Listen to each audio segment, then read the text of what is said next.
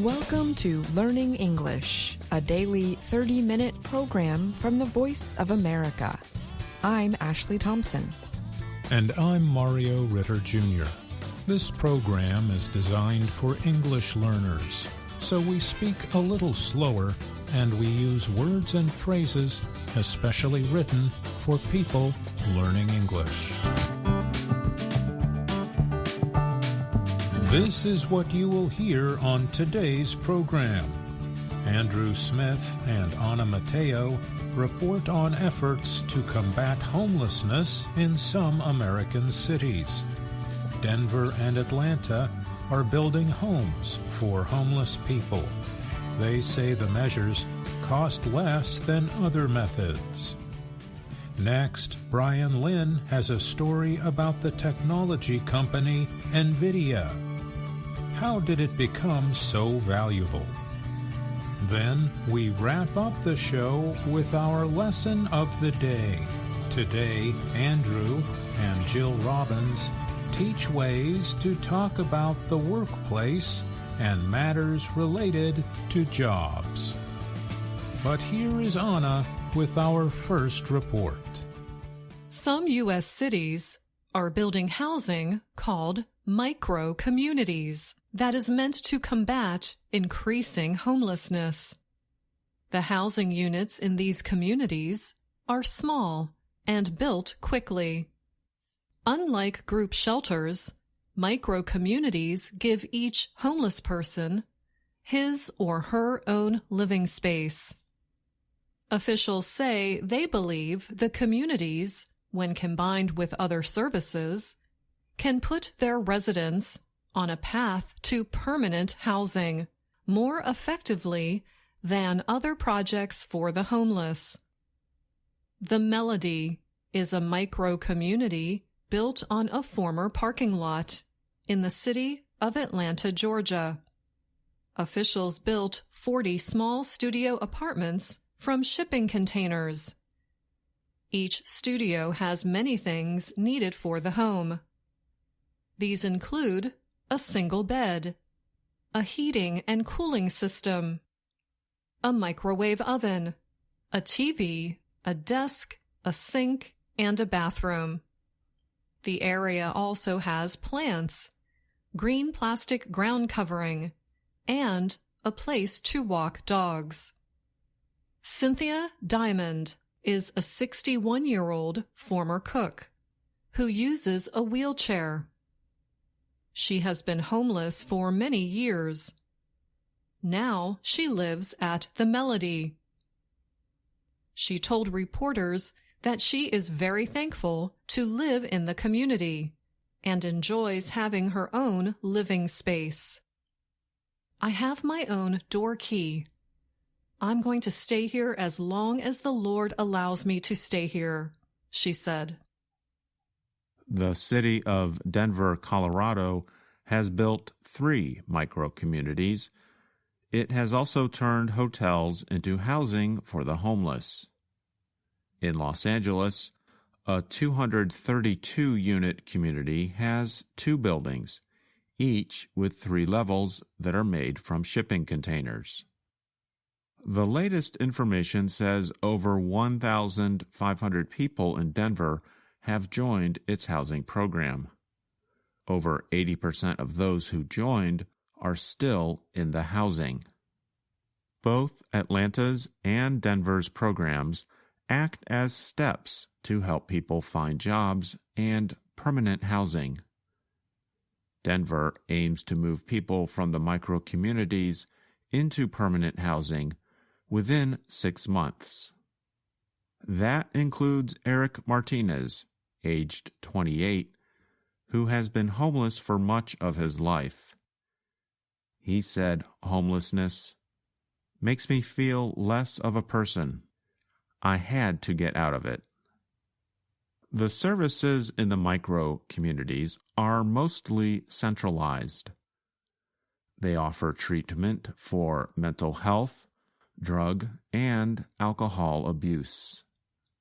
They also provide advice, job training, and other forms of help. Martinez said the community has been very uplifting and supporting. Peter Kumiski works at the Melody in Atlanta. He said the micro-community is able to serve every level of a person's needs, from security and shelter all the way up to self-actualization and the sense of community. The city of Denver built a total of 160 small structures. Denver's mayor, Mike Johnston, told the Associated Press that it took about 6 months to complete them. Each unit costs $25,000, he said. 1,000 converted hotel units cost about $100,000 each. The Melody project in Atlanta took 4 months to build. Each unit costs about $125,000. Support workers and security operations cost about $900,000 a year.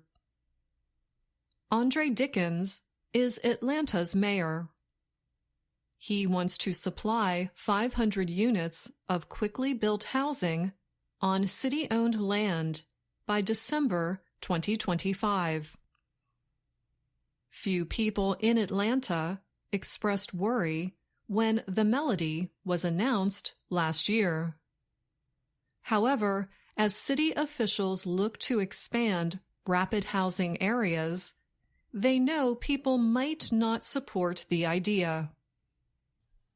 In Denver, Johnston said he attended at least 60 meetings with residents in 6 months as the city tried to find places for the new communities. Local residents expressed worry about issues such as waste and safety. What they are worried about is their current experience of unsheltered homelessness, Johnston said. He said city officials needed to show residents that microcommunities could be successful. With the existing projects, he now says he has some proof to reduce residents' concerns. As for Martinez, he keeps all his belongings ready in case he has to move, although he says he feels secure in his small home with his cat, Appa. He is now preparing for the next steps in his path towards permanent housing.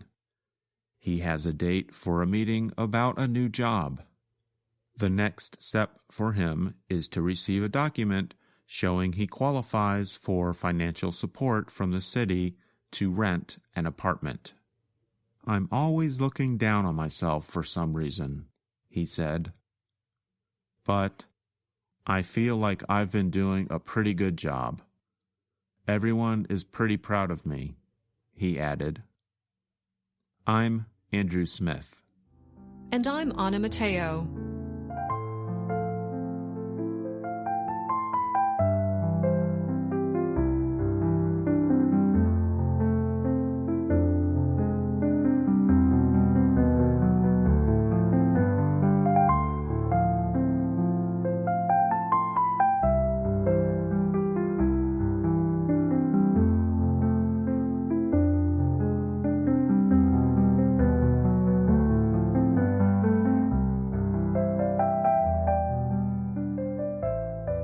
Shares in American technology company NVIDIA have risen sharply during the past year.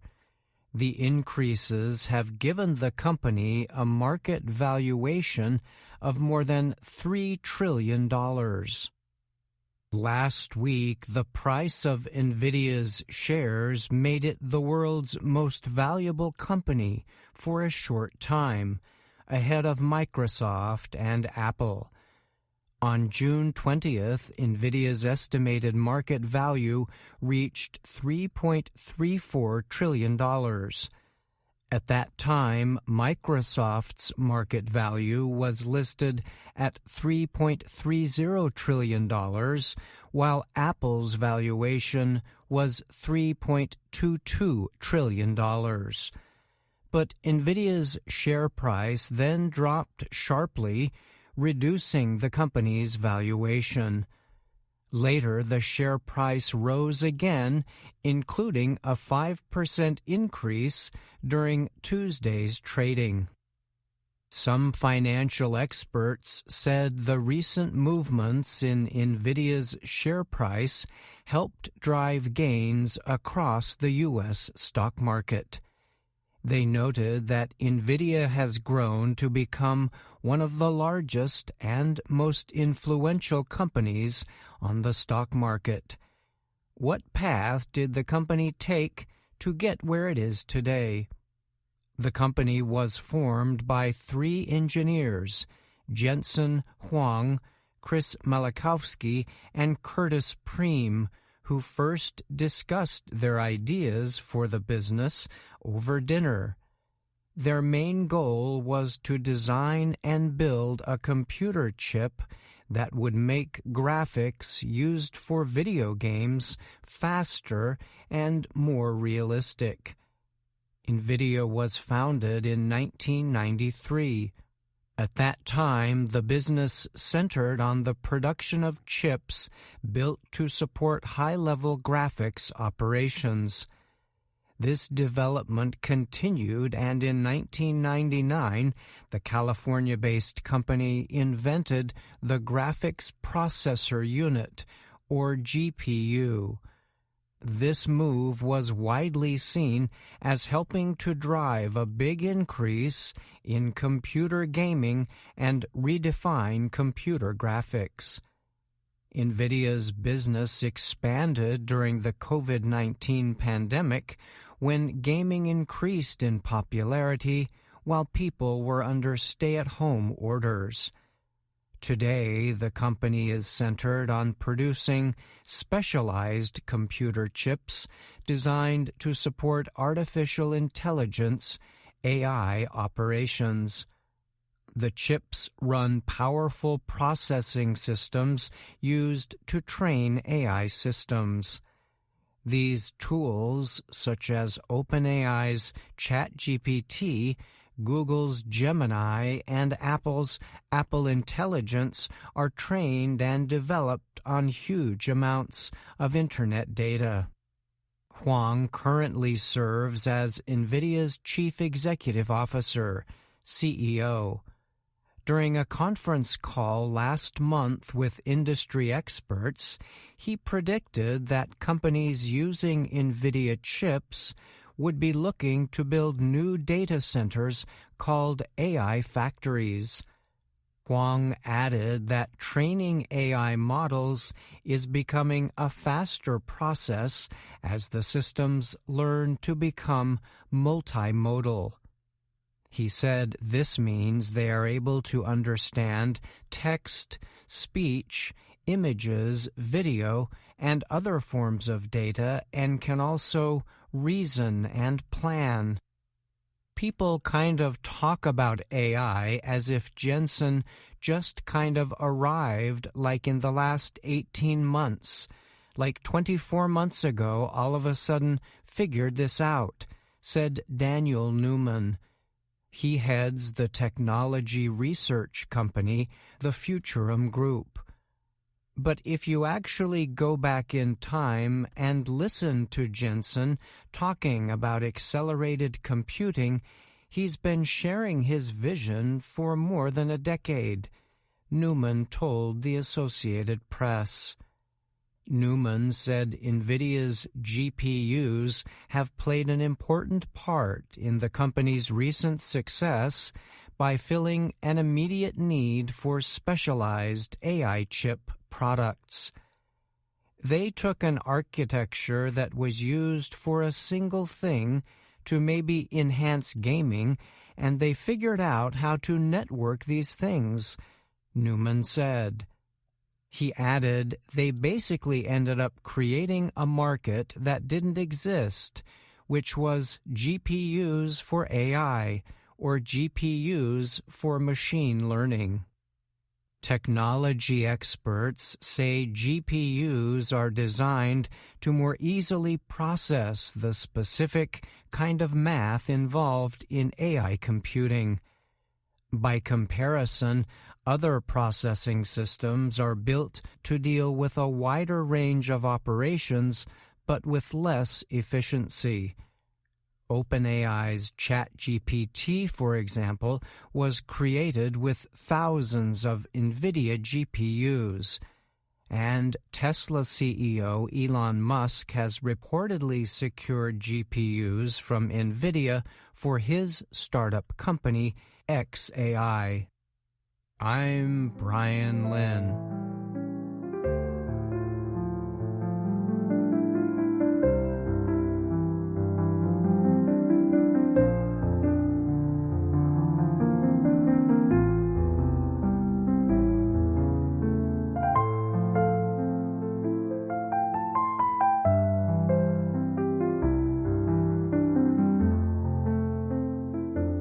Now, Brian Lynn is here to talk more about his technology report. Thanks for joining me, Brian. Sure, Mario. Glad to be here. This week you examined the huge growth in recent years of American technology company NVIDIA. The report noted this growth is largely linked to huge demand for specialized computer chips built to support an increasing number of AI systems. What are technology experts saying about this chip demand moving forward? Well, currently industry experts are predicting this demand is for sure here to stay. In some ways, the expansion of AI systems and tools, though, is still in early development. This is because many companies, both large and small, are still trying to figure out how to best employ AI, what systems to use, and what companies will become the biggest players in supporting this massive industry. I know that some financial experts and investment companies have warned that AI companies might be overvalued in the market. What can you tell us about that? So one thing I did notice as NVIDIA's share price continued to rise was some critics of the company noting that NVIDIA's latest profits do not necessarily line up with such a huge estimated valuation. So there are still many unknowns about the long-term performance of this company, as well as others currently investing heavily in AI. But having said that, other experts offer their opinion that AI is likely to keep growing at high levels for years to come, even to the point of possibly remaking the world's economy. Okay. Thanks again for joining us, Brian. We look forward to talking to you again. You're welcome, Mario. Thank you.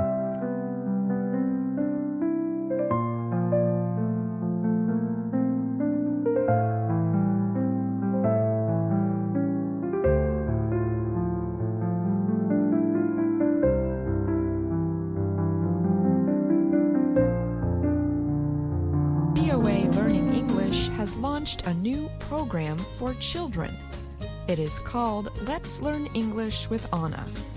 The new course aims to teach children American English through asking and answering questions and experiencing fun situations.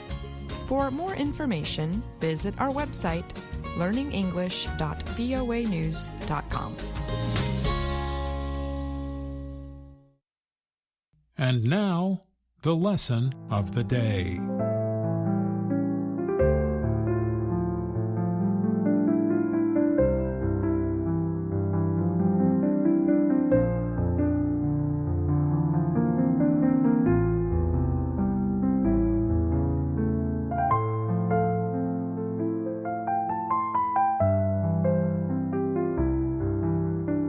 Hello, my name is Anna Mateo. My name is Jill Robbins. And my name is Andrew Smith.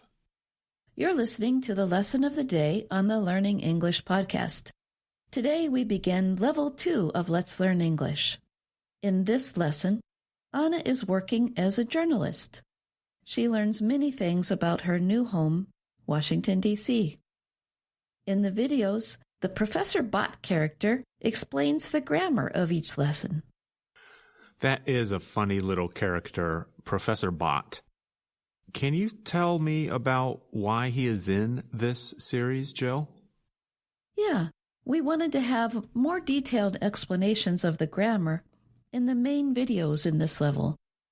In Level 1, as you know, we had 3 videos, one with the story, one for teaching the vocabulary and new grammar points, and a third for pronunciation. In Level 2, we decided to make just one video, so Professor Bot appears in the breaks in the video to explain grammar. In Lesson 1 of this Level 2, we hear about Anna's work life. So there are a lot of words related to working and occupations. Let's listen to the first part. Listeners, see what work words you can pick out. Oh, important meeting. Everyone must come. Well, back to work, and my boss has called a meeting. I wonder what it's about. Maybe we're all getting raises. Oh, there's Jonathan. Maybe he knows. So, Jonathan, what do you think today's meeting is about? The email sounded important. Well, I have heard people in the building talking about budget cuts.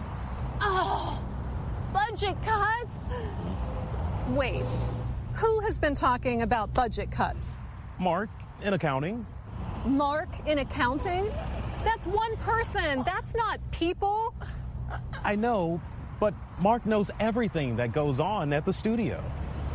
That is true. But wait, look at us. We shouldn't gossip. That's how rumors start. We'll just go to the meeting and see what happens. Yeah, you're right. No more talk about budget cuts. If you were listening carefully, you would have heard one important word, meeting. Yes, business people love those meetings. It's helpful to think about which verb we use with it. Call. We heard. And my boss has called a meeting. Right, we say we call a meeting. We've used the word boss before. In Anna's case, her boss or employer is Ms. Weaver. Anna uses another work word when she guesses the meeting is to tell everyone they are getting raises. A raise is an increase in what you are paid, or your salary. That's something we all like. Another phrase you hear is budget cuts. That is what happens when a business needs to spend less money than they usually do. But remember, that was a rumor about budget cuts.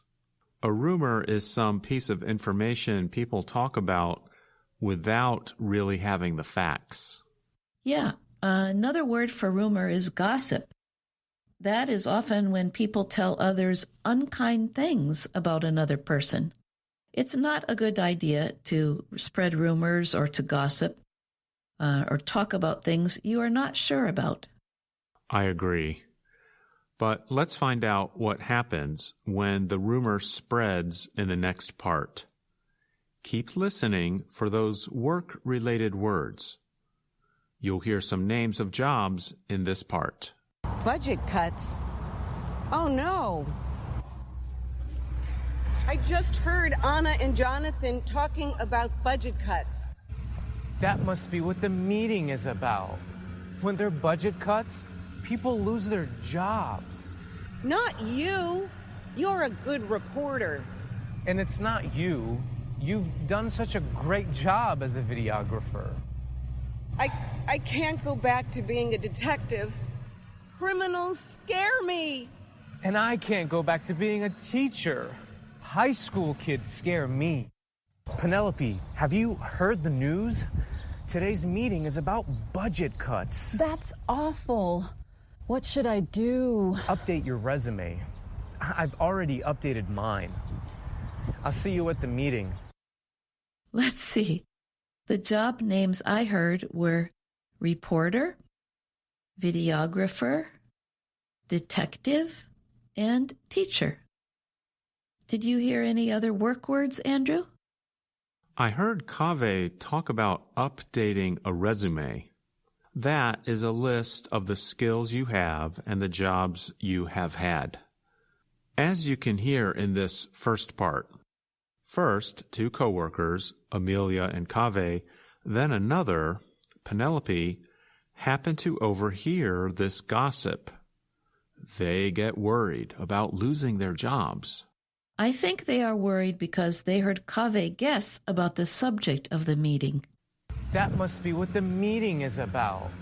When there are budget cuts, people lose their jobs. To lose a job means to no longer have it. And another expression we'll hear is to get fired. That is the danger of rumors. They can make people worry. As you may remember, Penelope is Anna's friend who has moved to Washington, D.C. I think we should find out what's really happening in this meeting. Don't you, Jill? Yes, let's see what Ms. Weaver has to say. Hello, everyone. Quiet, please. Quiet, please. This meeting won't take long. Then you can all leave. What is wrong with everyone? You look like I'm going to fire you. Seriously, what is wrong with everyone? Excuse me, Ms. Weaver? Yes, Anna. Well, everyone has been worrying about, we've been worrying that you're going to fire us. I'm not going to fire any of you. No. The reason for this meeting is to tell you what a good job you've been doing and give out new assignments. Budget cuts have been happening, but only one person has lost their job. Mark, in accounting? Now, let's talk about those new assignments. She just wanted to praise them for doing their jobs well. Except maybe poor Mark in accounting. He may lose his job or get fired because of the budget cuts. Let's review some of the jobs we heard about in this lesson. A reporter is someone who finds and writes about the news. Amelia tells Kaveh. You're a good reporter. And we learned that Amelia is a videographer. That's someone who records and edits videos. And it's not you. You've done such a great job as a videographer. But she talks about a past job as a detective, a person who tries to find out about crimes. Usually this is a police officer. I can't go back to being a detective. Criminals scare me. And Kaveh used to work as a teacher. You all know about that job. And I can't go back to being a teacher. High school kids scare me.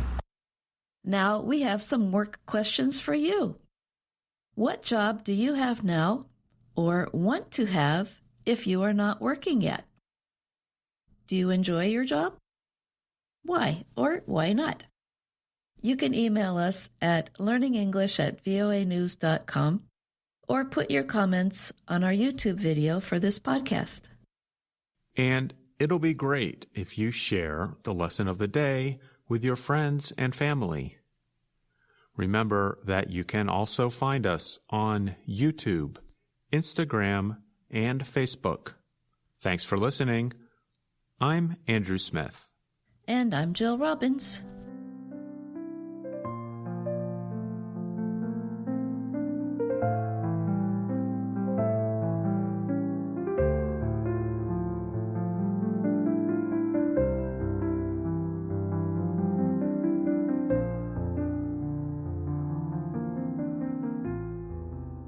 And that's our program for today.